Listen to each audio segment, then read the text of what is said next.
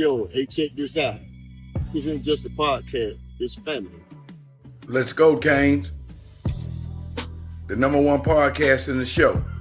Yo, what's going on, everybody in Utah? Just want to let you know. Ain't no me. There ain't no me. It ain't no me. Without you. Without you, baby. Without you, baby. Go Canes. It's you talk, baby. It's that you talk. Yeah, man.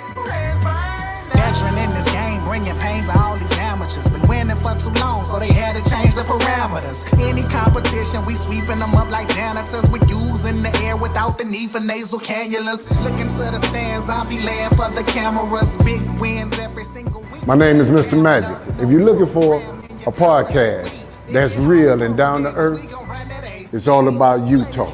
There's no me without you, baby. Bust a move. The people show, this is you talk, yeah, the people show. Coming to you live with Frank and Devin. Go on, tell them what they need to know. This is you talk, yeah, the people show. Look, we gonna tell you what you need to know. It's you talk, baby.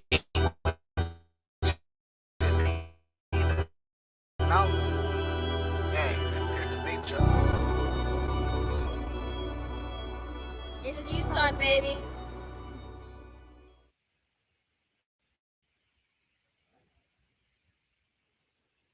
You talk, family.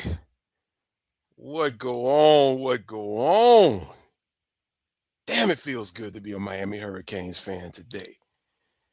Y'all know what's happening. It's another live show of You Talk, and y'all know how we start every show. Ain't no us.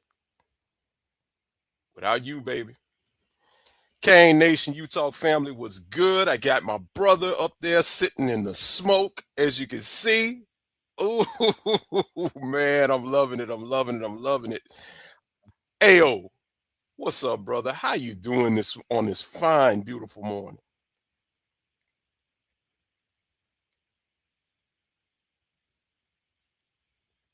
Can you hear me now? I got you. Loud and clear. There we go. Yeah, right. yeah. I blame the smoke, but you know what? I can never blame the smoke.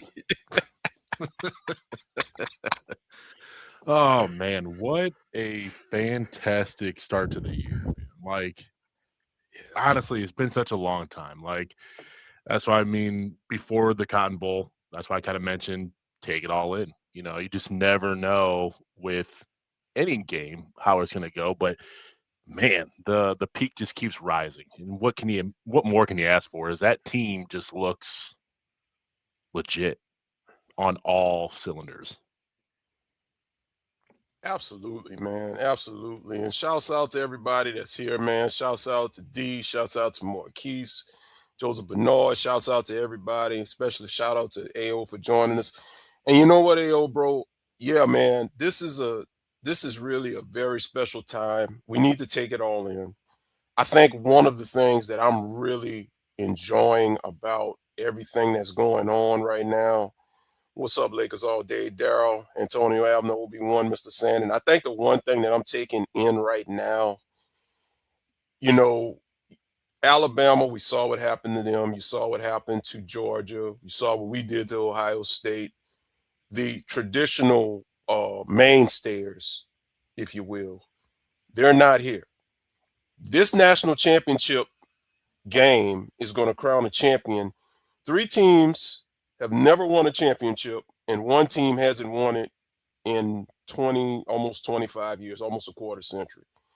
And I love it, not just because it's our Canes, bro, but it's just because I get tired every year of the same old teams. Like, remember the old AP where it was the top 2, you know, and it was always like a popularity contest and somebody was always getting screwed. Or if you go back to the BCS era, it was always the SEC, you know, favoritism, and it was always unfairness, you know, being placed at the top.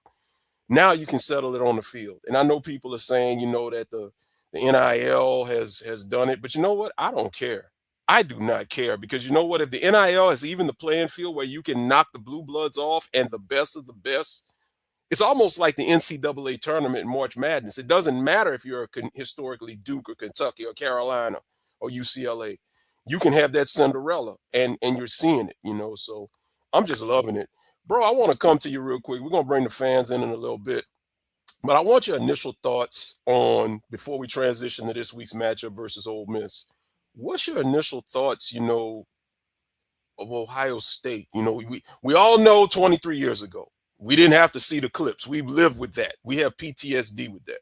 Mm-hmm. But when they took that lead, and then when they punched and Marty Brown made it a 10-point game with like 50 seconds left, what was going through your mind as a Hurricanes fan in that moment?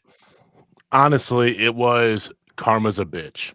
Not because of the 0-2 game. And I know they kept bringing that up, but it's the mentality that I think was karma, right? When Miami's pitfall started coming, it was more to me of like Clemson, Ohio State, not so much Bama. Bama had their own staple of being like just concrete, but pretenders came out of the woodwork from our downfall. And people don't really think about that stuff. Is Clemson jacked our swag. I mean, do you remember that? Like when they were coming out, they would start rocking shit that you're like, wait, only Miami guys were doing this shit. But then you realize Miami guys were going over there, right? Ohio State, Miami guys are going over there. And you're like, this was ours. And it was our way of doing things. And it was the style, it was the swag, it was the celebrations, it was how we moved. And you start watching their whack ass fan base try to jump into it. Like it just bothered me for a long time of like, you're being replicated. And it just didn't feel right. Walking into this Ohio State game, I sat there and said, you know what? This is the opposite of what we had back then. We were the top of the pinnacle, and we sat there and like, who's Ohio State? Honestly, in that, I looked at Ohio State like I looked at Nebraska that year prior. Like, I know you, but I don't know her that well. Like, I'll come and go. You know what I mean? On to the next one after this, right? And we kind of got punched in the face. Like, you kind of said in the 0-2 game, like, what are we doing? Like, why are they still – you couldn't even believe that the score was even that close, right? And I feel like listening to those pressers before the build-up to the Miami-Ohio State game of 25, they sounded like the team that got beat for Miami in 0-2. Like, yeah, we put in our preparation. Yep, I do this. Yep, I won't be blocked. Yep, if we played 9 out of 10 times, we beat them 10 times. It was just, it sounded like Miami. And I sat there and said, but it wasn't the dominant Miami. It was the downfall Miami that they sounded like. The team that got beat. You know what I mean? Like, if you don't take your opponent seriously, no matter who it is, being humbled will happen. Karma will strike no matter who it is, where it is, and how it gets there. You will get struck down when your mind is no longer thinking that you have competition. If you're only looking to Georgia, like you mentioned, Georgia, Bama, the other guys, and you're only paying attention to them, like you said, NIL didn't do shit that wasn't already being done prior. It just became over-the-table money. Yeah. The reason why they got to that forefront was more because Miami had a downfall, so all those guys started moving around. Money was coming into play with college football.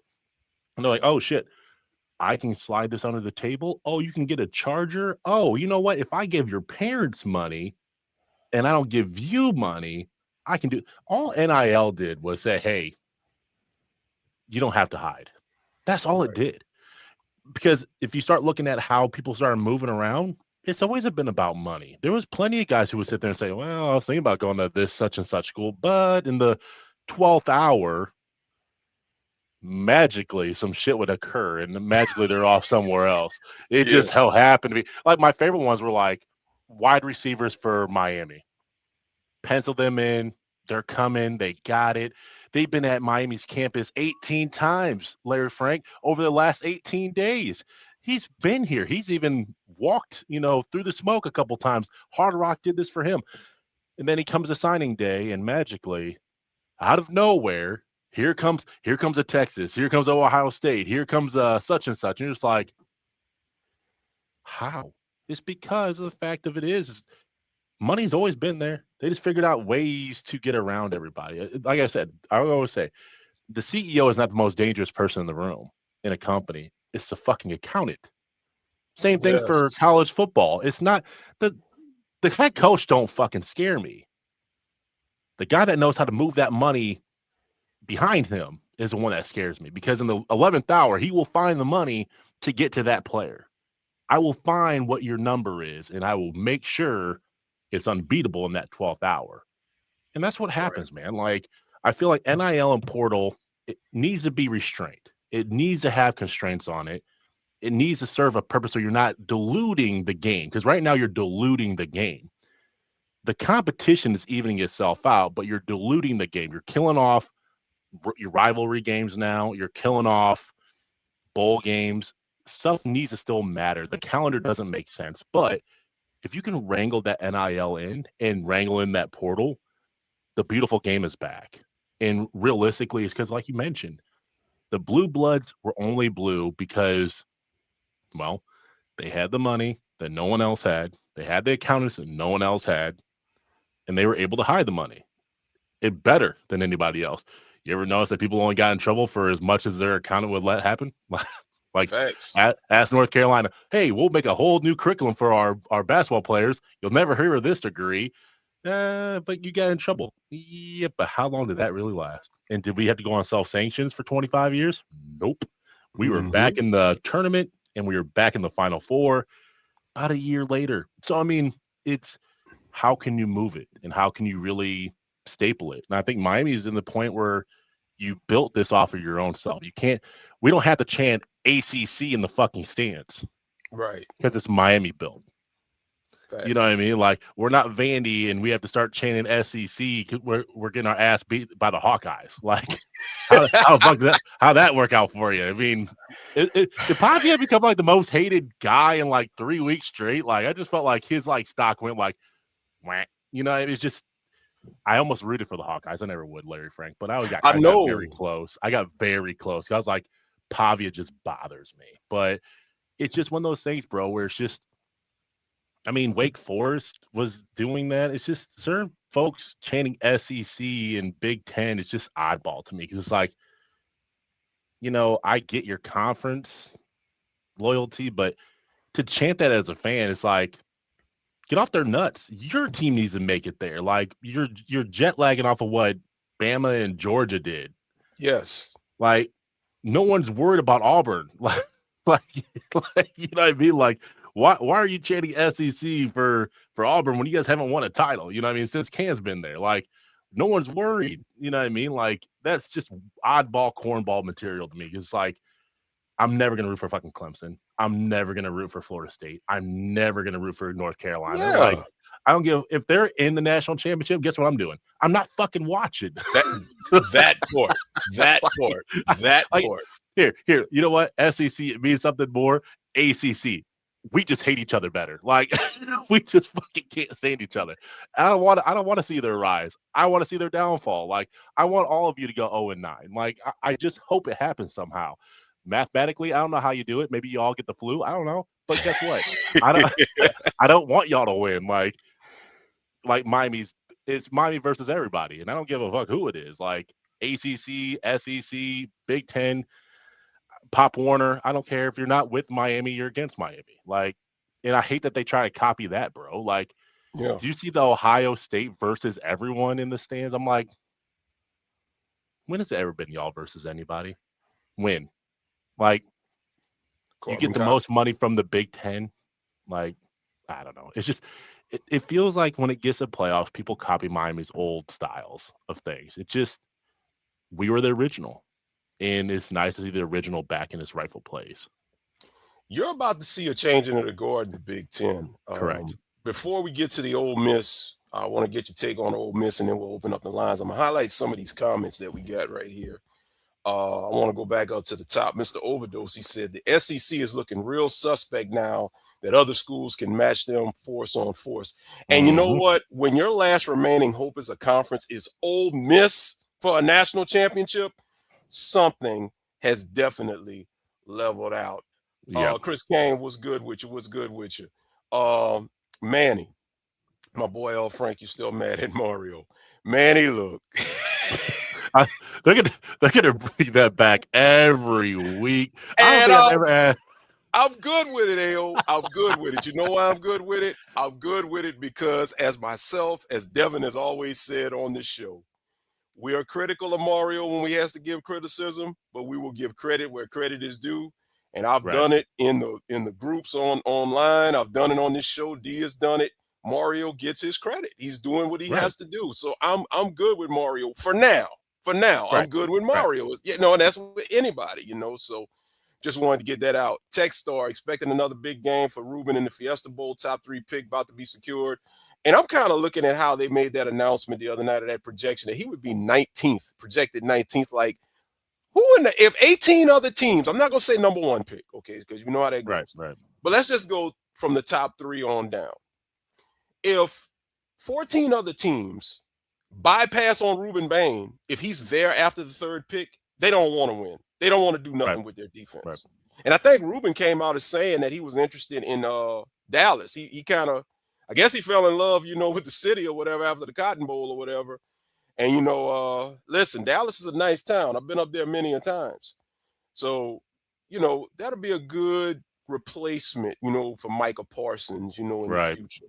Manny says the greatest part about this run, the fan base, the Mario doubters, we all knew Mario was the guy. Hey, to this point, yes, he is. Yes, he is. Yeah. Ayo, let's transition to the game, and then I'm going to go ahead and get the link up, and we're going to get the callers up in here. At the outset of this game, what are your first thoughts going into Ole Miss? Rat poison. Be careful of the fucking rat poison coming. First thing that got said this week was, oh, their coaches are all leaving. Okay. Never put down your guard. I don't care what kind of fight you're in. You never put your guard down, bro. Like, to me, right when they came out, like, well, 6 assistants are going to leave. Possibly. Don't ever let that shit fool you. That means that there's a plan in place. Everybody's got a plan. You know what I mean? And it's very Lane Kiffin-like to throw little wrenches in the shit. And if you think he's not involved some way, somehow still over there, he is. Don't worry about it. Like, those are his guys. You know what I mean? He's not going to let his assistants look like shit. You know what I mean? And he's also going to make sure that, yeah, he's taking care of LSU at the same time. The sneaky types, which he is, and he's going to fuck over Ole Miss this way, but those types do certain things where they know how to just set up a little bit, because it's almost a little bit of a win-win for Lane right now. He makes his assistants look good over at Ole Miss. They come over to LSU, they look good, right? Because they're able to continue winning without him being there. He can sit there and say, well, I was in the background. Correct. If they lose, he can say, well, look what they need. They need me. Everybody needs me, right? So, I mean, it's a win-win for him. But I think for Miami and the staff there, you have to go full throttle of, like, your preparation has to be key. Keep all that outside noise out completely. Hey, I get you guys want to do your pressers. I get everybody wants to do their, you know, you got CBS calling, you got ESPN calling, you got Yahoo Sports calling, you got everybody calling you right now. Hey, we're limited down to 1 hour for everybody. Same thing you've been doing for all these weeks. Keep all that shit out, because realistically, all they're going to do is keep telling you how great you fucking are. Because, oh, look what you did to Ohio State. Nope. Job's not finished. And that's why I love the Kobe mentality when I'm a Laker fan, was like, it was very Jordan-esque of the mentality of, it's not done until we're holding up the right trophy. Not a trophy, the right trophy. And I feel like that's the key to this game, is which team out of these two, specifically these two, can keep all the outside noise out, because Ole Miss is dealing with their shit, Miami's dealing with their shit. Like, you have got to keep all the outside shit, because it's really going to come down to who can play their real game. Like, who is really able to do the Miami football or the Ole Miss football, because both have kind of an Achilles heel towards each other, right? Like, Miami is fucking physical, and that's not really Ole Miss's shit. Ole Miss can play that tempo, and that's not really Miami shit. Like, you saw a little bit of a gas out in that Ohio State game. I was very surprised that Ohio State didn't keep trying to go tempo, because they kind of gassed us on one of those drives. Like, we need to make sure that rotation is kind of secure for Ole Miss. You know what I mean? Like, but that's also game prep week, right? I mean, you got to remember, these guys have been playing week after week after week. We're at week, what now, 17? Like, we're we're starting to get up there. Like, you got to take care of your body this week. Prep. You got to keep the outside noise out. Focus. You got to have that mentality where I need my right amount of sleep. I need my right amount of recovery, preparation, all that. You have to keep the same thing this week. The main has to stay the main. Like, to me, that's the achievable is, can Miami keep all the other distractions out of here? And when they get to that game, not let the lights be too bright. Because like you said earlier, all four of these guys really ain't been here yet. You know what I mean? Like, it's going to come down to whose team can really stay locked in and keep moving without making mistakes, because the lights got too bright for them. And it will happen. Guys are going to make mistakes. We saw 2 fumbles. You know what I mean? Like, almost back to back. It's just sometimes the ball bounces your way, sometimes it don't. We got to make sure that we eliminate as much as we can going into this Ole Miss game, because the talent level is now more evened out, like you mentioned. And that one mistake can be really your whole game. That pick 6 for Miami was fucking huge. You know what I mean? Like, you got from 7-0 and they're driving to, I'm sitting there like kind of expecting like, okay, it's probably gonna be 3-7 here in a minute. We're gonna have to go back and forth. 14-0 kind of puts it silenced a lot of that crowd, right? Like, you got to have that again. Like, that's what you need to have. You got to have that one spark in that, the stake being driven into the chest. Like, you got to have that. And it's got to be against your opponent, not on yourself. Can't dig yourself a hole in these games. Facts. I'm going to go ahead and put the link up, man. The link is going to be up. So we want y'all, you know how we do. It's the People's Show. We want y'all to come on and talk. And right quick, before we're waiting on our first couple of guests, I'm gonna just go ahead on and start on the outset with Ole Miss. A couple of things I want to really detail. Number one, we have to take advantage of all of the turmoil that's going on in Oxford right now. You've got 5 Ole Miss coaches who are doing double duty. Actually, Kevin Smith, our former running backs coach, said he ain't going back to Oxford. He's staying in Baton Rouge. Now, does that help or hurt the preparation with Lacey? I don't know. We'll see about that. But the universal theme that I've been preaching all season is this. When you have to take on a team and you've got people on the staff who are about to go to other places, the 100% emphasis is not on the current situation. It's kind of like they're half-assing it, because you can't give it your all. That's what I love about the position we're in right now. We don't have those problems. We can 100% focus on Ole Miss. Right. But you got coaches doing double duty. The one thing that does concern me a little bit, and K. Bernard, hold tight. I'm going to bring you in real quick. I'm going to get this point. The one thing that concerns me a little bit is going to be this. You have Charlie Weiss. Charlie Weiss is still there, and he's a great OC. Now, with that being said, I trust Heatherman. This is where Heatherman comes into play, and I trust Heatherman as a defensive coordinator. Heatherman knows football, bro. He knows football. So I don't doubt that, whether they made it back to Miami the next day or whatever, or if they were still in Dallas, I don't doubt that Heatherman and Mario were sitting there watching the Sugar Bowl, taking notes, getting the preliminaries ready. But you have to look at the turmoil with that, the uncertainty with that. Also, okay, Kimberly. That's Joseph Bernard's wife. All right. She's so excited, man. That's one of our best Kings fans. But another thing, AO, is you got to remember, Ole Miss is preparing a tampering lawsuit to file against LSU. Now, I say all that to say this. You good, sis, you good. I say all that to say this. Knowing LSU like I know them, being down here, just something inside of me doesn't see LSU continuing to allow the free reign of the coaches at Ole Miss. Right.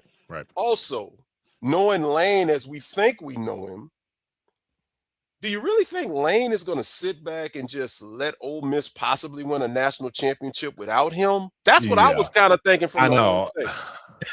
It's tough because, like, it is one of those things where if I'm LSU and I'm the AD and I'm those boosters, I'm telling Lane, pull your fucking guys back. Yes. Like, because you're in recruiting battles against them right now. They're going to, whoever they get is probably going to keep some of your staff over there.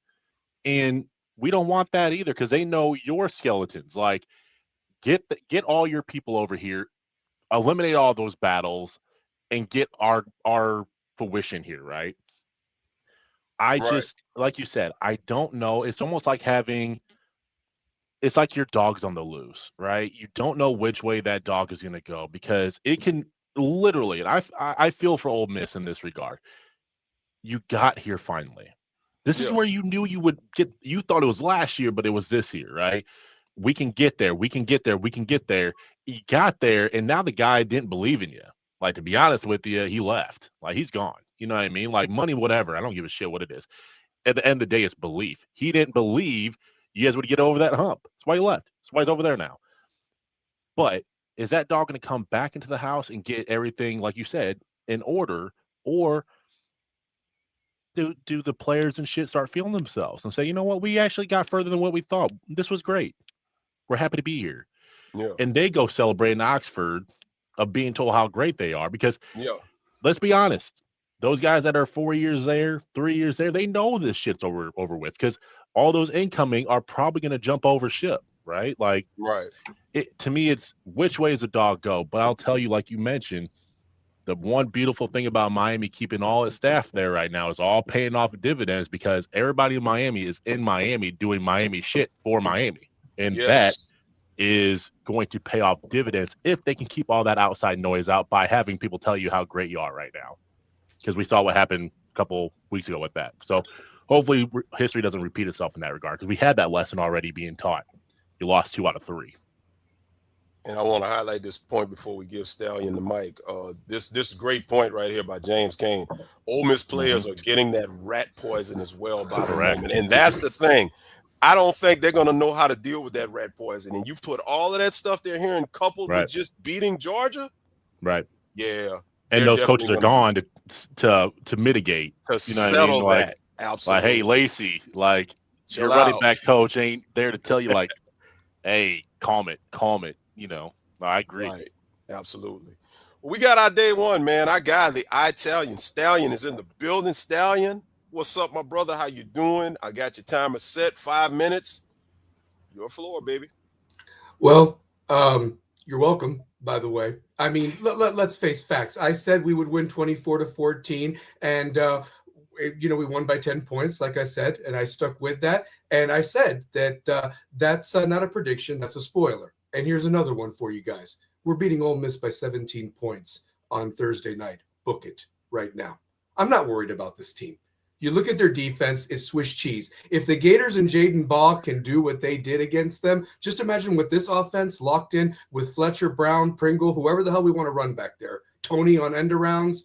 I mean, don't be scared of this fucking team. And Chambliss is a nice little story. He can't even tie. Look, nice player. He can't even tie Cam Ward's shoes. So I don't want to hear that comparison. Okay, let's face facts. And their receivers are okay. We just faced the best receiving core we're going to face that was left in this playoffs. Okay, Oregon and Indiana have some nice pieces, but we just beat the best complete team.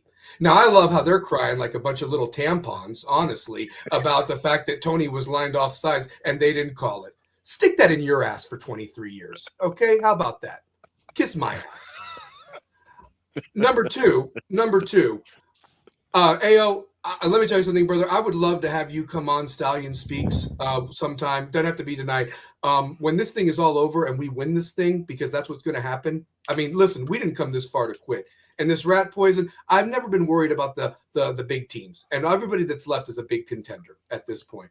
But it is the beginning of the turning of the tide that Miami is now back as king of college football where they belong. And we ain't going anywhere, honestly. As long as there's no any scandals or any bullshit that we don't know about behind the scenes, right now we're not going anywhere. And Mario's locked in. Now, for all the fans that want to give Larry and myself and anybody else that was critical about, oh, you're kissing his ass now, let me tell you this, you're welcome. Because here's the facts. Maybe we're the ones that held him accountable, and he finally let his hair down, no pun intended, to become the coach we knew he was capable of being. How about that? And I saw him. He's different now. And you know what? You're welcome. Because let me tell you this, what successful business has been with a bunch of yes men that said, oh, yes, yes, yes. No, the best businesses have always been when somebody held the guy in check with respect. Maybe we were a little over the top with our comments, but let's just be real, guys, all right? We all came together because we were dissatisfied. It's inexcusable to lose to these teams when we know what we're capable of. And hopefully we've turned the corner that this shit never happens again. We got 9 of these bitches next year. Okay, now I know they're going to make some portal moves. Let's finish this story, finish this year. We'll worry about next year. But the point of the matter is, this isn't going to be a one-trick pony. We need to be in this conversation every year because we've suffered as Canes fans. And that was wonderful the other night. Okay, to give that fucking team the ass kicking they deserved, and Ohio against the world. Like you said, Ao, what the fuck is that? I mean, they have a 55,000 enrollment. I mean, they have more alumni everywhere. They're like Eagles everywhere. I mean, honestly, those guys. And they're supposed to be, a private school. And everybody that's left is a state school. We're the little private school, you know? And realistically, I'm not afraid of any of them. I don't think Texas Tech was ever very, very good. You know, they proved what a farce the Big 12 has always been. And I wasn't afraid. I would have welcomed that matchup. Oregon, nice little team. But listen, guys, they struggled with Penn State. Indiana struggled with Penn State. Indiana was look, Alabama wasn't good, guys. Let's just be real, okay? That was not Nick Saban's Alabama. If that had been Nick Saban's Alabama and Indiana would have did that, okay, then you would have had my attention. Let's see what happens when Indiana and Miami face off next Monday, because that's what I think is really going to happen. I'd love to have Oregon, but it's going to be Indiana and Miami. So get that out of your all's heads. It's going to be Mendoza coming back, and it's going to be the continuation of the Cal game from last year, because that's what he's going to take personal, that he thought he had us on the ropes. But I'm just going to say this. I think that we need to hit Lacey hard in that left shoulder, knock him out of the game, because if he thought Tulane was physical, wait till he finds out how physical and violent this defense is. And hopefully we get some good news with the cornerbacks that they're able to play. But again, guys, here's my point. How can a receiver get the ball if a quarterback's on his back? And that's what we found out the other night. We have 12 sacks in 2 games. I'm expecting 5 to 6 more this week. And yeah, it's going to be crazy. And they might not even be counted as sacks because of tackles for loss with him running around. But as long as you don't let him get the read yards on you that you allowed Reed, everything's golden, guys. Control the ball, focus, get the touchdowns. And if their kicker can make 50-yard field goals, terrific in that dome. But here's my point. Field goals don't beat Miami, and we can get it in the end zone on that Swiss cheese defense. I love you guys. Tune in to Stallion Speaks tonight at 8 o'clock. Go Canes. We winning this whole fucking thing, baby. 305. Go Stallion Canes. out. Go Cane. All right, Stallion. We appreciate you, bro. I got Lakers link for that. That'll be fun. Oh, yeah, I got you. I'll text it to you. I got Lakers all day, Chris Kane. I got you in the queue. So let me go ahead on.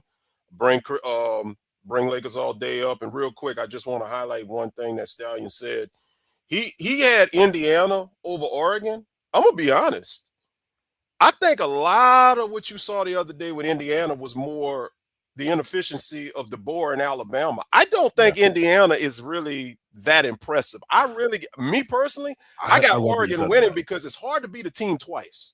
Well, that too, but also I love the Indiana story. Don't get me wrong. Like I believe Indiana is about right behind Miami on this build-up, right? Like they're building something special over there too. And Sig is going to be there for a long period. So he's got the Mario kind of blueprint laid out too. Like, hey, if I'm here and you know I'm here and we are going to win, you will come. You're going to start pulling from Ohio State and Oregon, right? You'll bring those guys. But what is he missing that you have not seen yet from Indiana is speed. Over the top speed. They have discipline. They have, tenacity. They get after it, but you can only get after it if you can catch them. And I think he's played enough of these controlled teams where the playing field has been like this. I'll be very interested to see how they deal with speed against Oregon. Like you said, twice, right? Now they're both not feeling each other too much or kind of know, okay, this is what the temperature is. Rankings and hype don't matter anymore. It's just one game. And that's when he's going to see, hopefully, a Oregon locked in and a Indiana locked in. You're going to see them beat the shit out of each other. Right. Like you guys mentioned, I don't think either one of them has seen speed that Miami or Ole Miss present because I do think that we have better athletes. I mean, Yes. you have more of the 4-star up, closer to 5-star guys. This kind of deal, I do think it kind of matters a little bit more just because you do have better speed. I haven't seen anybody be able to match up with either one on this side of the brackets speed-wise. I think you're going to see an old school offense versus a new school offense, and that's going to bite the Big Ten in the ass because they, like you said earlier, I don't think you'll measure up because it's just not super impressive. Discipline will matter more in that game. Facts. We got Lakers all day in the house. Chris Kane, I got you next. Kyle, I got you after that. Chris, I'm sorry, Lakers all day. I got your timer started. 5 minutes. You got the floor, my brother. All right, what's up? So, Good hey morning. yo, good morning. Are you talking about like saying like our speed on defense or our speed on offense? Both. I don't think they can see our speed. They haven't faced it. You know what I mean? Like, Mm-hmm. I do think that what you present, not just as your first wave of your speed, but your second guys behind them. Like, even if you do start seeing like a JoJo on the offensive side in that rotation when guys are gassed, that speed behind him is still a 4-star, almost 5-star versus, Indiana and Oregon's top guys. They might be able to measure up, but they're going to get winded, right? So it's that rollout of overall team speed is going to be, I think, your biggest difference in those kind of games when your depth really starts to show at a high Mm-hmm. caliber. Yeah, I feel like for us to go to national championship and us to win, our defense have to be playing like they were playing for the 2 games or 3 games. Mm-hmm. You know what I'm saying? Because our defense is gonna win us the national championship. Right. Just like when Ray Lewis said, defense win championships. It's kind of true because look at our defense. You know what I'm saying? We have low key Bain and Mesidor, right? We have Wesley Popo and Torre. On the outside, we have Connor, OJ Brown, Poiser, Scott. We got what's up, the freshman too. And so like every level of this defense can have a play in the game that could win us the game, or have us be like we're like the best defense in college. I was like every level in this defense. You know what I'm saying? That's why I feel like it's not just our offense. Our defense is gonna take us where we need to go. You know what I'm saying? That's why I feel like Indiana can't compete with our defense. Oregon maybe on their offensive side because they got like fast running backs and fast wide receivers and all that stuff. But that would be, I think, Oregon and Miami would be a good matchup than Indiana because Indiana can't really match up with their defense. You know what I'm saying? Because our front four can get to that quarterback in no time. Thanks. You know Yeah, I what feel I'm like we saying? just need health on our defense. That's the only thing I'm praying for is health. I feel like we're gonna get a lot of we gonna be fine on defense. It's just that I want Brown to come back. Brown and OJ, and then we really see how his defense is because we didn't see what Loki Brown can do. You know what I'm saying? OJ got hurt. So I feel like once everybody come back, I feel like this defense is gonna be special to watch. And real quick, I want to highlight this comment. Speaking of defense, iBears Presents 7423 says not only our speed, but our physicality. We hit hard and make the team scared of the contact.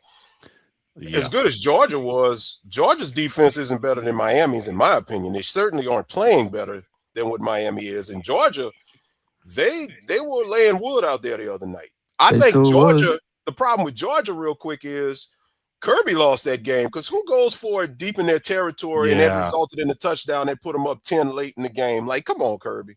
Yeah. Yeah. But Thomas, if we could keep Thomas for one more year, bro, that is probably one of my favorite defensive guys.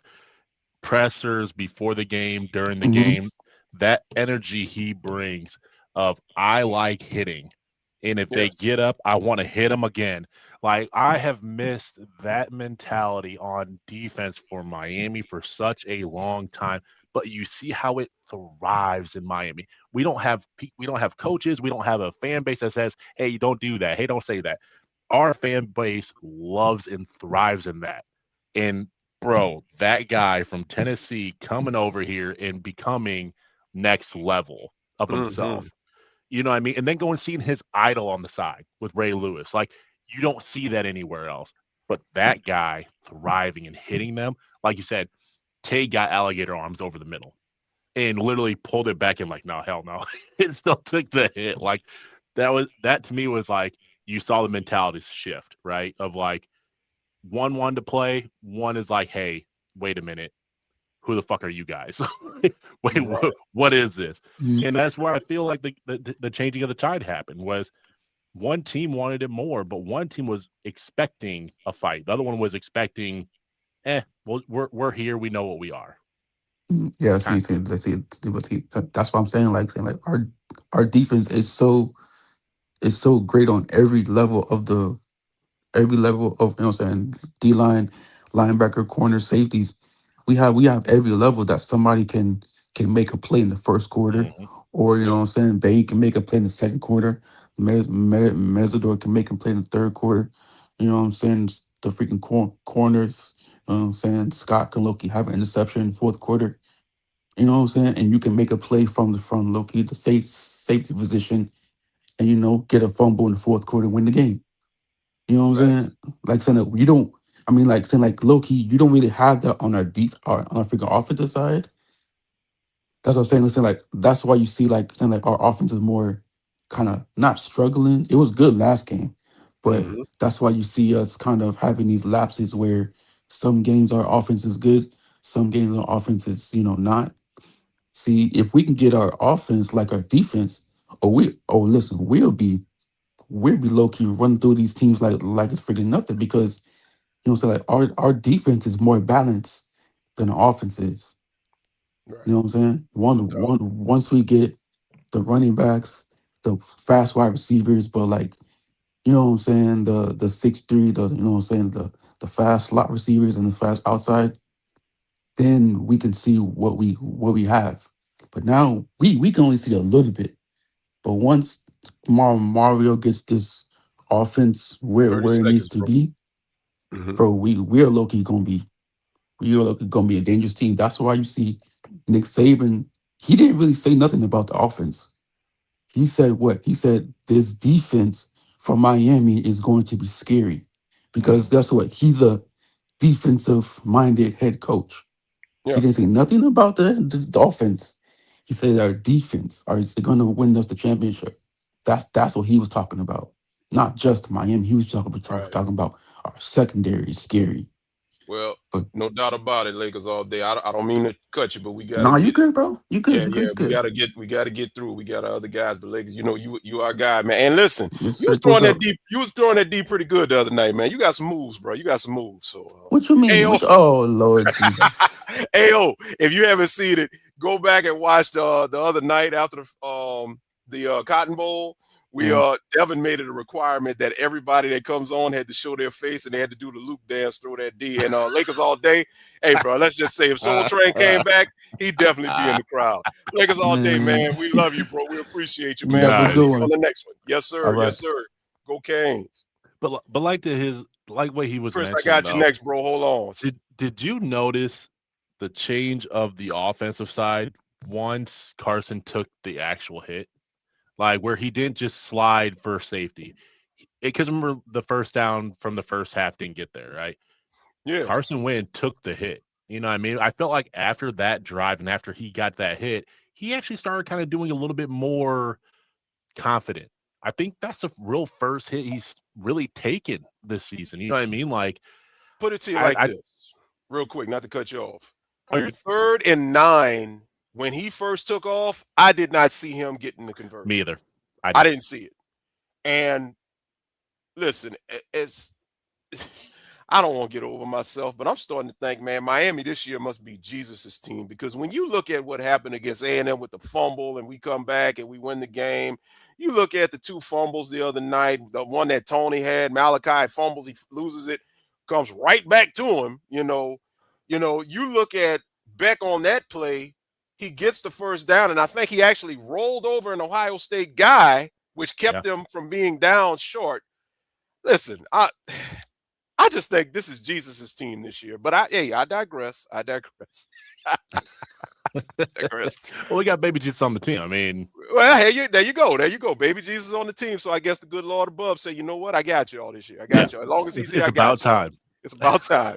Chris Kane, what's good, brother? I'm starting you off 5 minutes, bro. You're on the platform. What's good? Yo, what's going on, y'all? I got you next. What's going on, y'all? What's going on? Hey, yo, Larry Frank, what's good with y'all, man?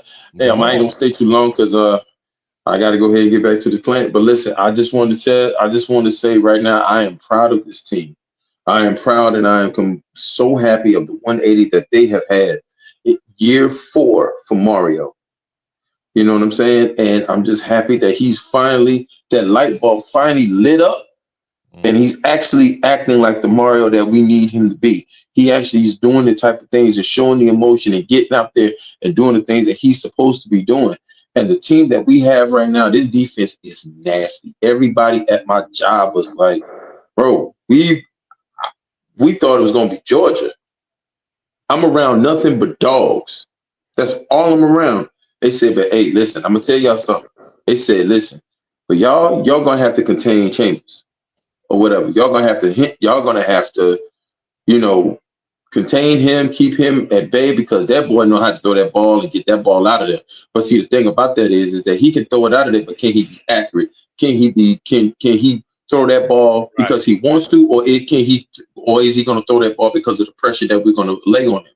If we're laying down that pressure and we're providing that pressure and we're doing the type of things like that, you're going to make sloppy plays and you're going to make irrational decisions. So therefore, what we need to do is we need to get it to the point of where we have him making irrational decisions. Correct. So what I say is, regardless of whatever they going on at Ole Miss, whatever they got going on, that's Ole Miss's problem. That's not our problem.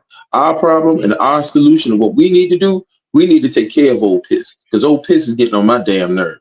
Okay, as you see, they said baby Jesus took. They said baby Jesus took Jesus into Egypt. He's in Miami. Yeah, he's in Miami. I'm trying to tell you. But I'm gonna tell you right now, it's the whole simple fact of we just need to focus on what we need to focus on. And I'm telling you, we got ball hawks, we got see ball, get ball. You see what I'm saying? We got that physicality. We got it to where that I don't know who that was. I don't know who that was on I think that was Carnell Tate. But when Thomas was getting ready to come through that middle, he did not want to go ahead and get hit by that damn. He did not want to get hit. He didn't want no kind of pressure. You know what I'm saying?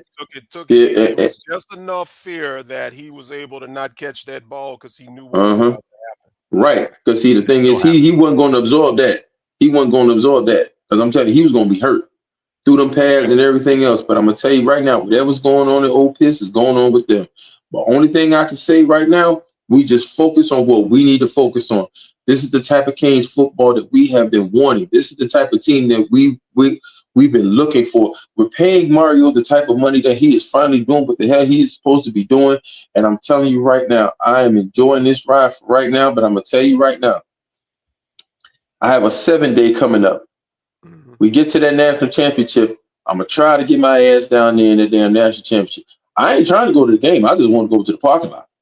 Okay? That's where I want to go. I just want to be there in that atmosphere because I don't know how, if we're going to have this again. I'm praying that we have more of these, but I'm loving the way that it is because it's been so long for us, the OGs that have actually wanted to be in that type of atmosphere. And we are this close of getting in that atmosphere. And I don't give a damn what team it is. We get to that national championship. I don't give a damn if it's Miami versus Oregon, Miami versus Indiana. You're going to get your ass whipped because you are not beating us in our house for our championship that we have had. Okay? So therefore, that's that. And that's all that I got. I'm going to holler at you guys. I'm going to finish listening to the show. Love you guys. And as always, go Canes. Oh, and Stallion, if by any chance, I'm going to make sure that I be on that show tonight, though. All right? I'm going to holler at y'all, man. No doubt, peace. No doubt. All right, go Canes, Chris. Yo. And one other thing. Yeah, that whole booty meat thing that I heard from you, Larry Frank. Yeah, I heard that.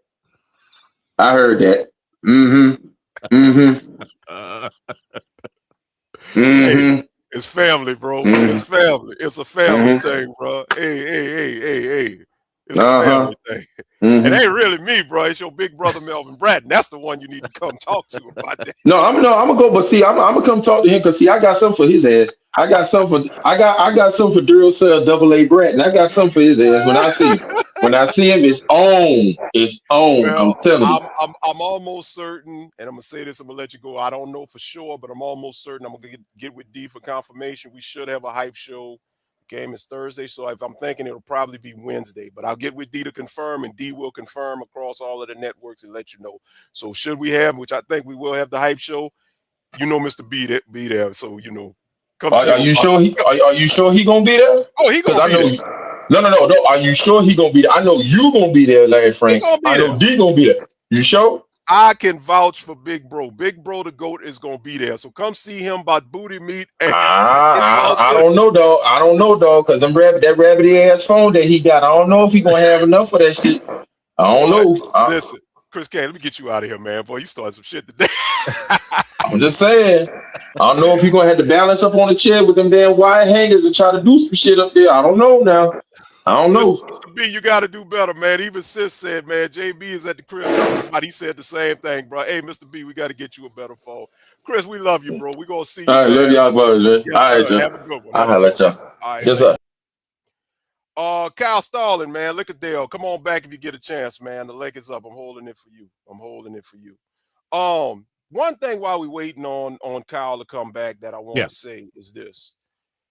As far as Chambliss and his running ability, right? I hope he doesn't think that he can turn into Michael Vick all of a sudden. I'm talking 2004 Michael Vick, because if he does, and there goes Kyle. Let me bring him in right quick. If he does, I want to reference that game with Pitt. Do you remember when the Pitt quarterback took off and ran and Poyser ate his lunch and lit him up? Yeah. I mean, it hasn't just been in one game. Remember, we have faced, 6 mobile QBs, and honestly, I think, he can throw and he can run, but every time Miami stepped up to these mobile QBs, we have shut down those offenses. You know what I mean? Where play smart, learn from the next one. I'm a little bit more confident going into this one just because we've been there already. Like, if this was the first mobile QB, that'd be one thing. If it was a 5th mobile QB we've seen, I'd be worried. But let's be realistic. We have been told week after fucking week after fucking week that the next QB is generational that we're playing. We got told that shit with Lagway. I mean, let's just be honest. Like, if you do the right things on defense and hold your ground and play smart, it don't matter how mobile you are. Remember, Michael Vick lost fucking games too. Like, everybody and anybody can get beat. Don't matter how mobile you are at times. If you don't know where you're going to go with the ball, remember, if you're mobile, it's usually because you're running for your life. If you're running for your life, you're going to get winded out. Remember, the guys that are on that defensive line ain't just 4 guys. We got wave after wave after wave coming. Like, you can only stay faster than those guys for so long, and then you get eaten up. What's up? Absolutely. So we got our guy, man, Lickadale in the house, and look like Lickadale. We got a special guest with Lickadale. Kyle Stalling, who we got, man? Man, this is a future D tackle right here. Look. Get him ready, man. Listen, get him ready, man. Moulton, we might have to get him eligibility and get him out there to Arizona, man. Get him ready. Practice squad, you know what I'm saying? He already 8 months. We already got him eating grits and everything already, man. We already getting him there already. Oh yeah. Beef him up. What's good, bro? I'm gonna start your timer. 5 minutes, bro. Talk to me. The thing is, this game, our D tackles got to come ready to play. Mm-hmm. You know, because they may use the same ingredients that Louisville used against us, because it's almost a similar type of offense, right? And play calling type. So Bain and Mesidor got to be careful, always trying to get the field so that dude can't step up in the pocket and skeet out of there, because he's good for doing that. Mm-hmm. They tackles normally give up the food that the DNs get up the field. But this guy makes his money stepping up and sliding out. I mean, he's like Derek King size. You know, he had Mighty Mike back there, like Florida State quarterback. So we got to keep him in the pocket. So this may not be a game that Bain and Mesidor impact the game initially by the sacks. They need to contain the outside and be very careful on how to get up the field, because they tackles might force them to get up the field and get behind them, then he step in front. You know, because this guy good at throwing the ball outside the pocket. He's not a pocket passer. He's too short. He can't get over those 6'5", 6'4" tackling guys. Offense, we should have our goddamn way on offense. But I will. We can go back to Mario Ball a little bit. But Ted Dawson, keep that bag he been using the last 5-6 games. Keep that bag near you. Right. You know, and be careful for the trick plays. They got to try to trick play because we too physical for them. So they got to use the trick plays against us, like Louisville, like a doggone SMU. So they got to be mindful of the way, because these guys is not going to line up and say, you know what, iron sharpen iron. Our iron ain't going to be sharpened against these guys. They already know it. We already proved the last 2 games that our defensive front and offensive front is too dominant. And I don't think they ain't got Lane Kiffin to be stubborn to say, I don't give a damn, I'm still run my itch. They ain't got that type of coach calling the plays for them right now. So these guys might be a little more careful. But like I say, they may try more trick plays on us, because going head up, it ain't gonna happen. The DBs, hopefully Frederica's a little better. You know, a couple pain shots, you know what I'm saying? Pain shots in that foot or the ankle, whatever the hell they got going on. Get well. Brown is the body that we're missing, but Brown ain't really played all year. So he's mentally and physically, he might not be ready up for the challenge, at least against this type of offense. Maybe Georgia, you know what I'm saying? That's not, you know, more of a run heavy team. Ole Miss, they want to throw the ball around. You know, they do got Lacey. Lacey's he's tough, but that's what goes from Bain and Mesidor, because they like to run the stretch. They like to run outside. They're not an inside running team. Now, Lane Kiffin did have them running more this year. But this dude here, Charlie Weiss, you already know he want to throw the ball like his daddy. You know what I'm saying? So he's going to throw the ball. So we should be all right. You know, just weather the storm. Beck, keep the game simple, stupid for Beck. Make sure you hit his check downs as usual. That's going to be there, because no one's scared of Miami deep yet.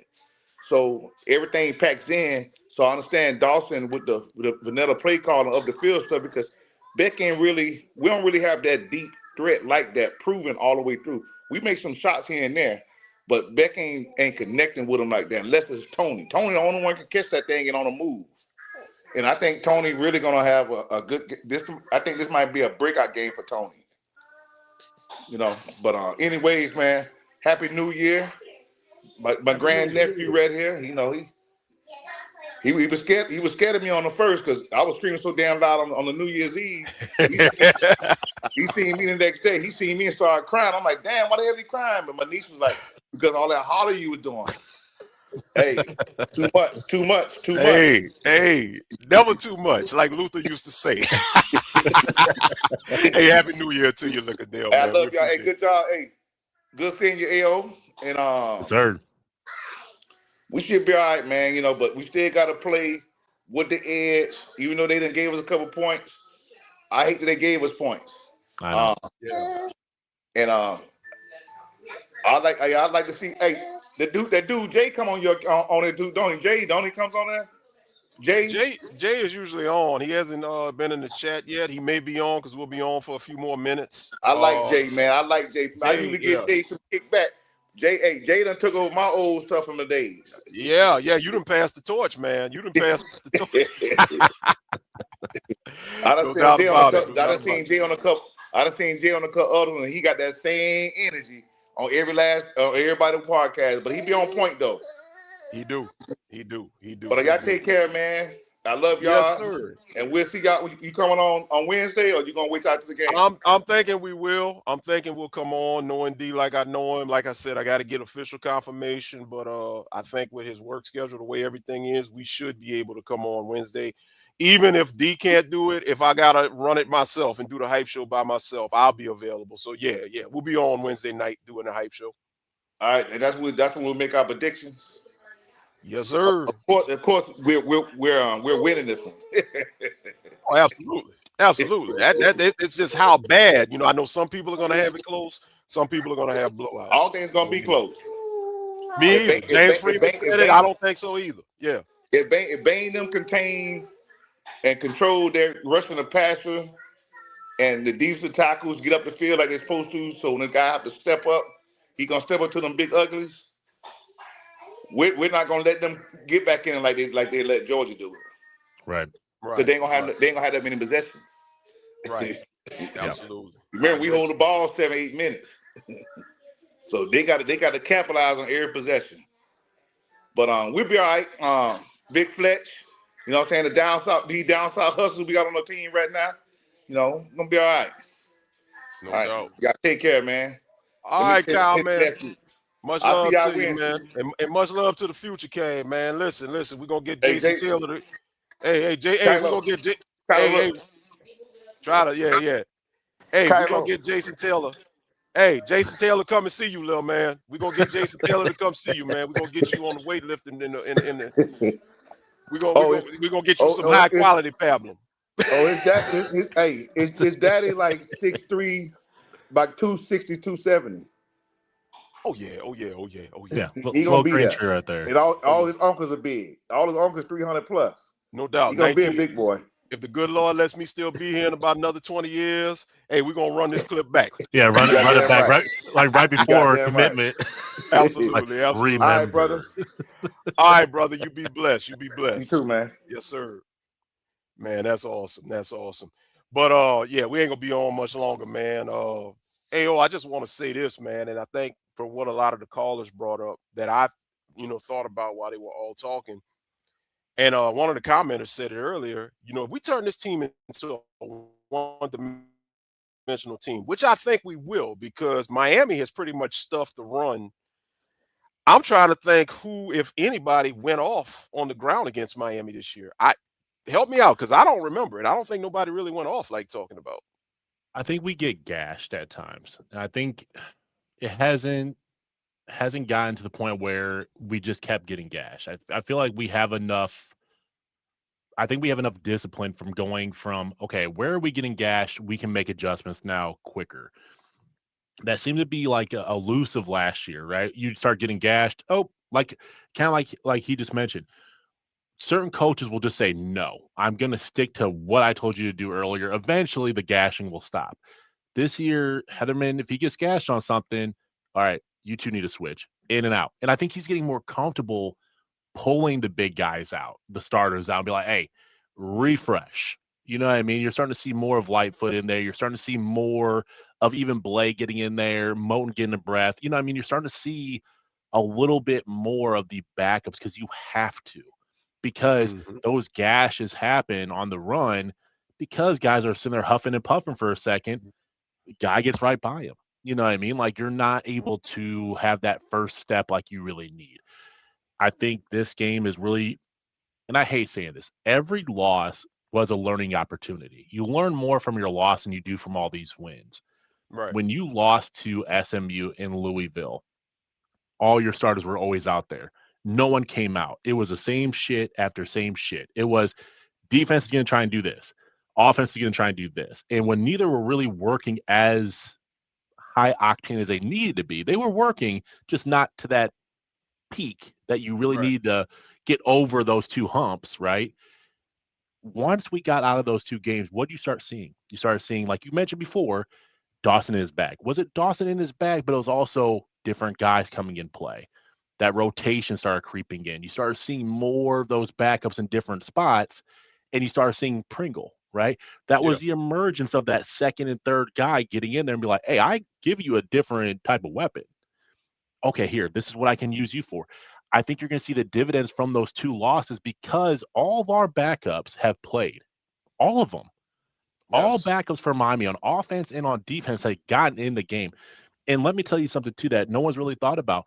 If you do knock a Chambliss out of this game, for like you said, remember their initial starter is now in the portal.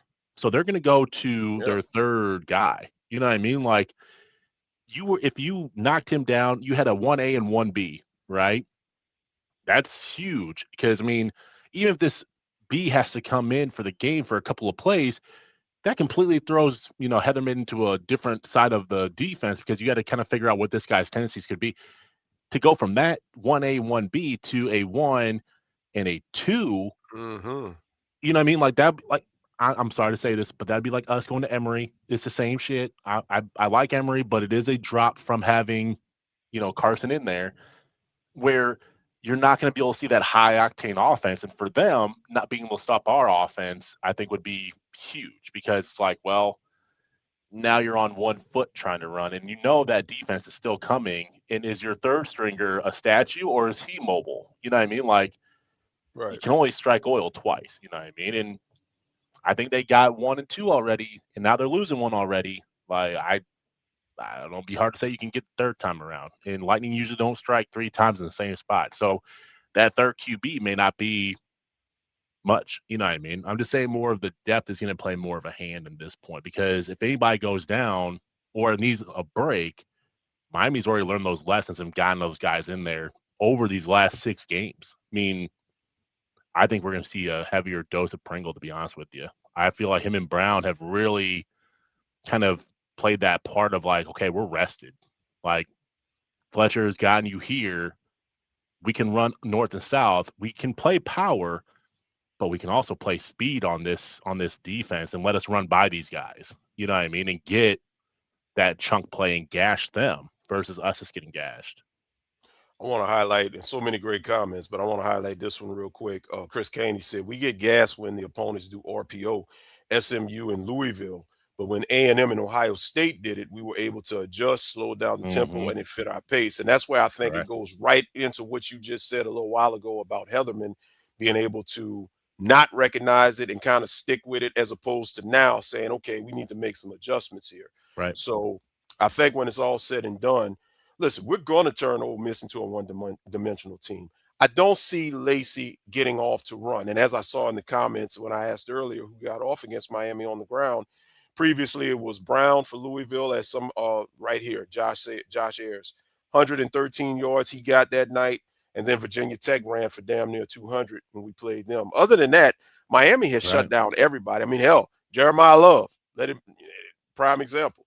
So I don't see Lacey really, definitely not in between the tackles. Maybe some stuff off tackle we might have to watch. He might be able to get a little stuff going on there, but for the most part, I don't think he's going to really get off and do anything. And at the end of the day, when it's all said and done, as it's been said in the chat, mobile quarterbacks, this ain't our first rodeo. We've gone through many of them. Brown, Castellanos, Reed, CJ Bailey at NC State. We've been able to neutralize these guys over the season. So whereas the national media is putting all this hype saying, I even seen one guy that said Miami might get bit by the blueprint of their past, saying that Cam Ward 2.0 is in the building. Like, what? Shut up. People are very quick to crown things. He did a Cam Ward type. He had Cam Ward type of plays the other night at times. But dude is not Cam Ward, because over the body of the season, he hasn't done this all season long. So stop that. Stop that.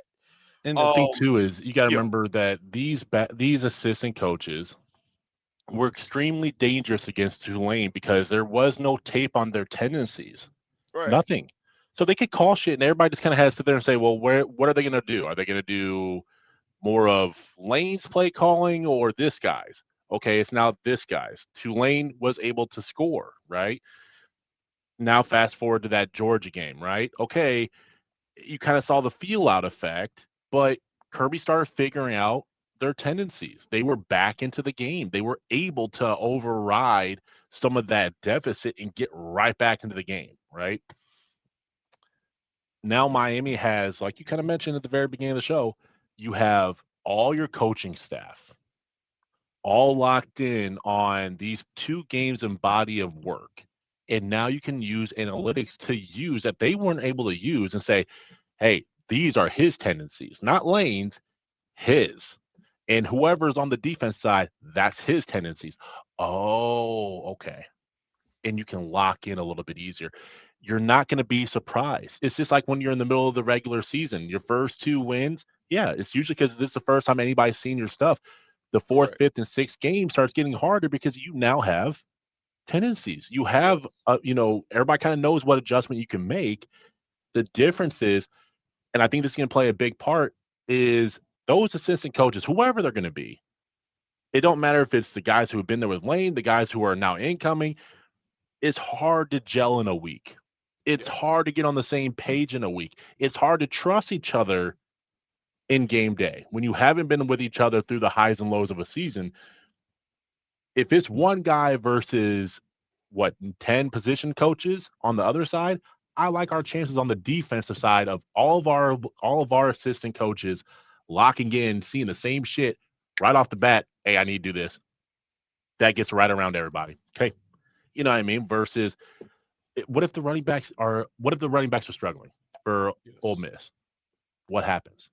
Who's there to correct them? Who's there to coach them? Who's there to get their mind back into the game? What if Lacey has a fumble or two? And I predict his coach is gone. You know what I mean? Like his coach is gone. There's gonna be no one there to console him. You saw what happened with our guys when they fumbled. Went right back to the sideline, got adjusted by their teammates, got adjusted by their position coach. Our coordinators are able to stay locked in. This guy's going to have to start going left and right and center, and he's going to get pulled in different directions.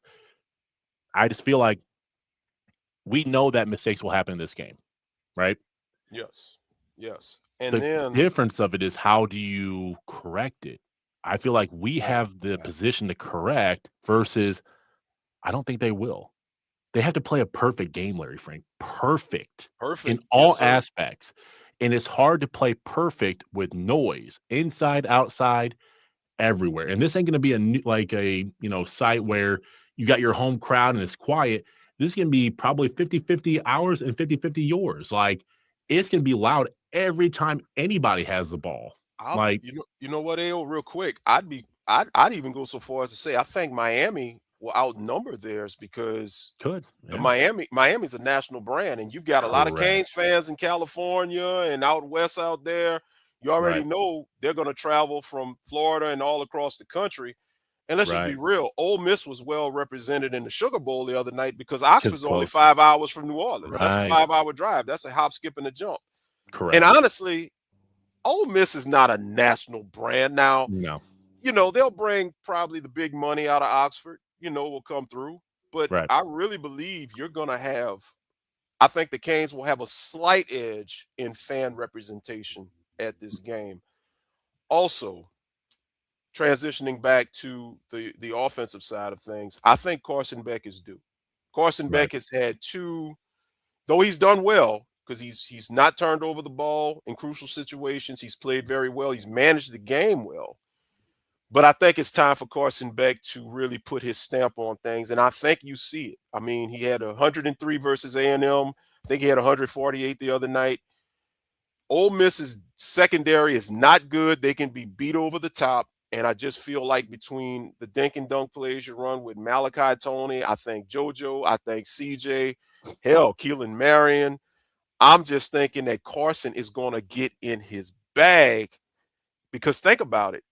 I don't know if you've seen this tweet. There's a tweet that's been circulating where Lane made a comment about Carson. Yeah, right. It's out there. And what that gets you. Yeah, and another thing that I like, in a way, I'm glad that it's not Georgia. Not because I don't think we match up well.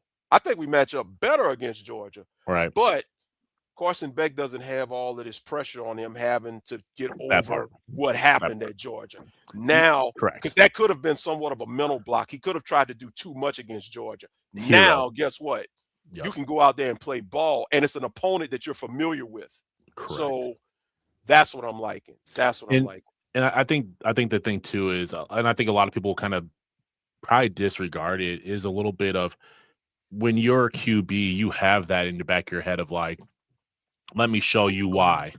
You know what I mean? Of you need to be the alpha, right? But you're also the alpha of everything you did prior. Like, you're going to go in and all you would hear all week would be Carson, Gunner. Carson, Gunner. Yes. Stats. Here's where they all both measured. Who's going to come the outcome? And it doesn't matter what QB it is. I don't give a shit if it was Manning. I don't give a shit if it was Vic. I don't give a damn if it was high school, NIA, elementary school.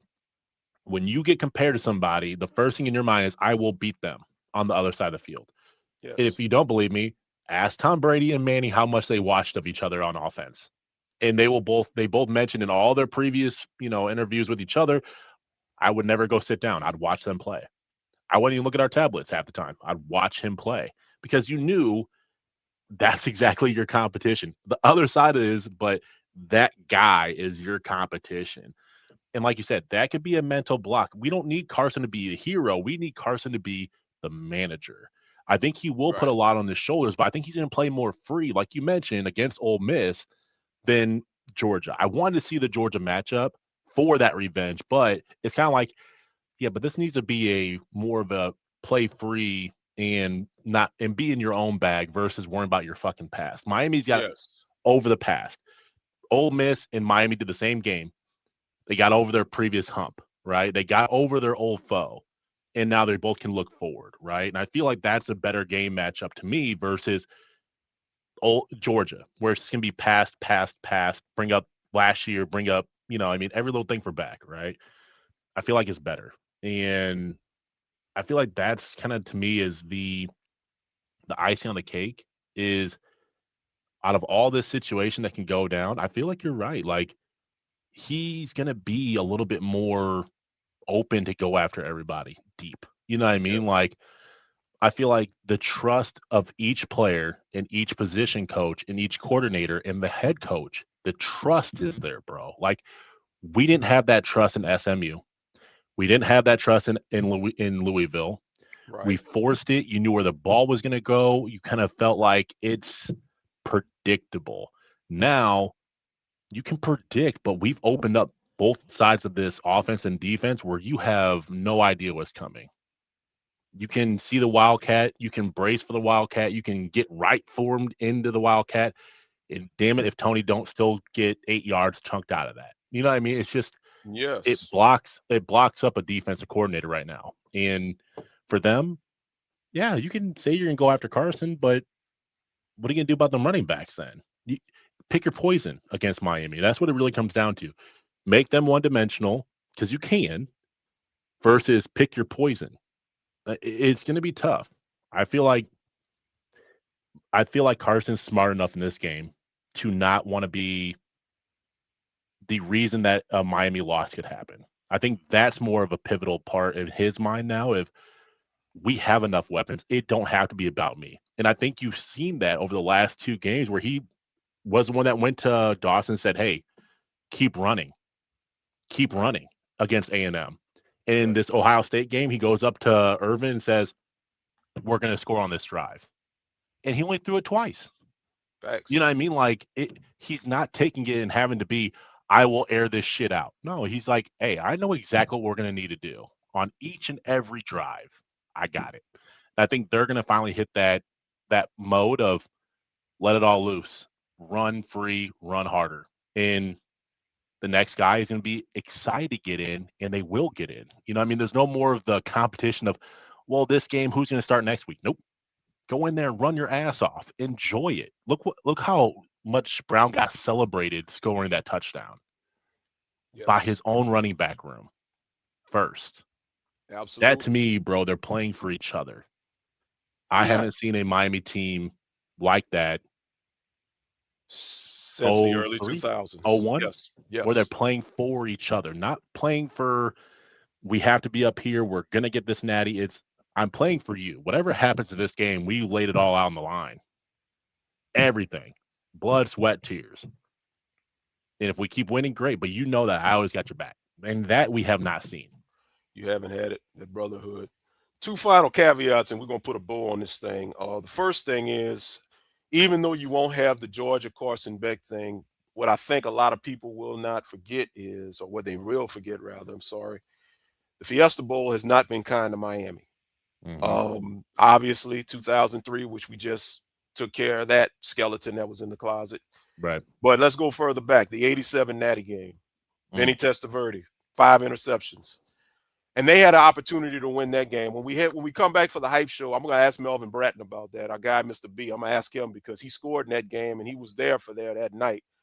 You know, they have to exercise and get over that hump. Even though it's not a physical hump, it's still almost like a spiritual hump. You have, because you've had some bad times in the Fiesta Bowl. You got to get over that hump. And I Certainly think they will. And then I would just want to fast forward, AO, and get your thoughts on this because I'm just trying to visualize this.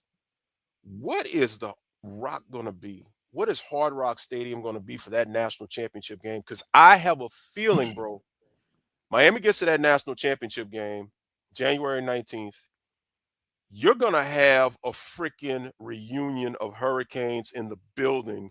You already see, you know, in smaller numbers right now at big games, but with the opportunity to get number 6. It ain't going to just be Ray and Michael Irvin and Clinton and Edrin on the sideline. I really believe anybody that is of Miami lore, Miami royalty, is going to be on that sidelines because this is what they've wanted. Like, it's almost like you're passing the torch, like the forefathers are passing it to the next generation.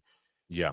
Dude, I'm getting goosebumps just thinking about it. What's your thoughts on that real quick? I love that you said that because I've always talked about this. Is to me, the full resource of the Miami Hurricanes has never been fully there. Like, we have never seen a fully resourced Miami Hurricanes. The 3 things I loved about Miami was the community. We've never been able to, because remember, that's what everybody says. We can never pack the Hard Rock. Okay. But the team and the community are one. So as it's been building, you're seeing more of that, right? Right. The other thing, too, is like you've mentioned of Royal Miami past, right? I do think that this has not been, it gets overshadowed, is those Hurricanes from those 20 years, they belong in that fucking stadium, too. We all say, oh, we were ass. Yeah, but those guys still put on the fucking uniform. They still bled for that team. They still got you back to this point because it don't matter about what the mountain looks like. Ain't no mountain perfectly shaped like a pyramid. There is crypts and divots and cracks. It takes more to get there than just all the beauty of it. And if it wasn't for those down years, we wouldn't be appreciative of this as we are now, right? Correct. And knowing that we have to do certain things correctly, no matter how good it feels, to make sure that it stays this way, right? No scandal, no bets on the side, no doing stupid shit. You know what I mean? Like keeping the right people in the rooms, right? Keeping the talent home, but making sure that right talent is right for this team. No one's above that logo. I think that you are absolutely correct on seeing that those old Canes will be around. And for me, seeing Ja'Cory Harris and seeing Dorsey and seeing all those previous QBs and seeing a Stephen Harris and seeing a, De'Aaron King and saying, hey, you are all QBs that were here and had amazing games that kept this fan base entertained for years. And we appreciate all of you. That, to me, you bring that brotherhood back into the limelight where it ain't just a couple Canes. It's a full-blown fucking Canes community timeline. I would respectfully tell people, yeah, you have a lot of guys that ain't in the NFL from those previous years, but they're in your communities. Mm-hmm. They're at home. They're in Miami. They're around. They got kids. They got kids that got friends. Them would be your eyes and ears everywhere. You bring that community back in and show them that there's a whole family here. I think you take not only Florida, but all of Florida. It don't matter if it's South Florida, Central Florida, North Florida, a little bit of Georgia. That community there is no anti-recruiting that. You're anti-recruiting your family. And what happened? I think you would see then going forward that pedigree back in the building over and over again. Because they always mention, well, look, if Vilma's out here working out in the morning. Yeah. You could say the same thing about other guys of the past that are in the NFL that are still going in there and working out because they'll be seeing each other again, right? Not just the old heads, not just the guys my age, the middle-aged, but all the younger guys that got to that difference, right? I feel like that's the part that's still missing in our equation. We have to recognize the shit years that we had and say, hey, they're still family. I got cousins I don't fucking like that much, but guess what? On Christmas, I still see them. And guess what? I'm still happy that they're there, right? Right. You don't have to have the full, Circus Olay for all of them to come in, but you do definitely need to recognize that your pass is your pass. And to love your full logo, you have to understand everything that good and bad came with that. That is orange and that is green. That is not one fucking color, which means if it ain't gold, as you saw the golden helmets, not everything that glitters is gold. recognize the two colors of good and bad sides of things, right? That sometimes those guys who are in those rooms could be there every day. Hey, this is how we fucked up. Hey, this is how we lost. Hey, we had more talent than this team over here. But this is how we lost. This is who called me and got my ass in trouble. Stay away from them. Hey, this is going over here. Don't do that. You can learn more lessons in life from the failures than you do from the success. So invite the failure in, because they're going to teach you more lessons that don't get repeated. Love it. Love it. Man, I just love the way you just put a bow on that thing, man. And look, we're going to call it a day, man. It's just great right now. Just a great feeling, a feeling that we haven't felt in so many years. I just want to take this moment right quick to shout out, as always, first and foremost, my brother AO for being here with me, rocking with me as we go through this journey back to greatness. Shouts out to the chat, man. The chat, y'all were great. I think we got a lot of new subscribers in the building this morning. Thank you for locking in with us. We appreciate you. Shouts out to our callers. Shouts out to the U-Talk family. Real quick before I get up out of here, I just got a couple of things I got to put up, and we're going to call it a day.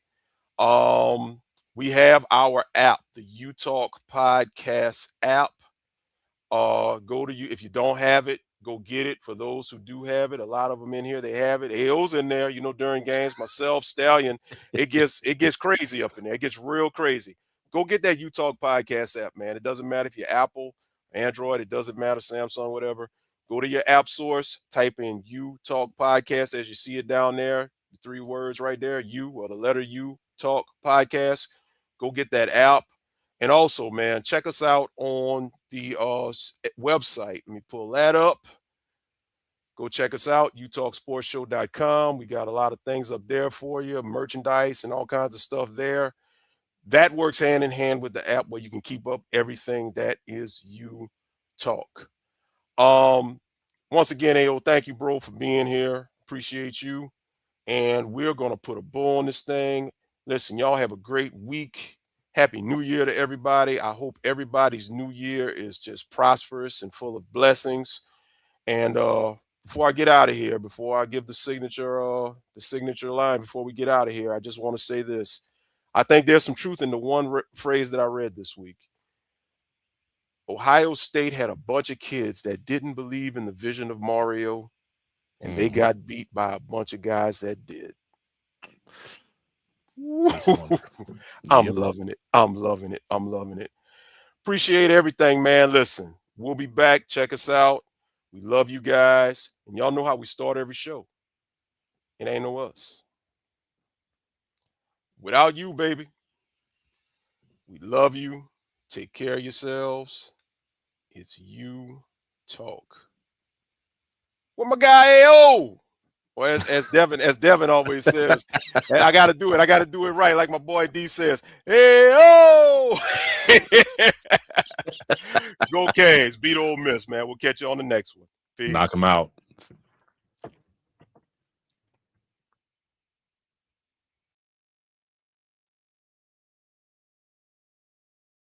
Hey, check this out. This ain't just a podcast. It's family. Let's go, Canes. The #1 podcast in the show. Yo, what's going on, everybody in U-Talk? Just want to let you know. Ain't no me. There ain't no me. It ain't no me. Without you. Without you, baby. Without you, baby. Go Canes. It's U-Talk, baby.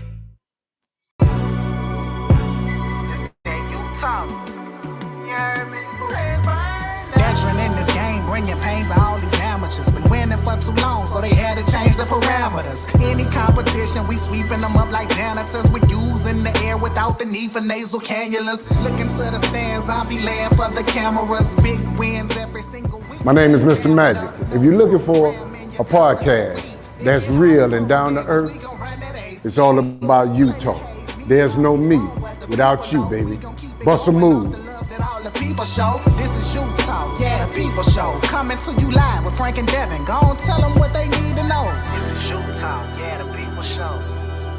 Look, gonna tell you what you need to know. It's U-Talk, baby. What you need to know. Hey, it's the people show.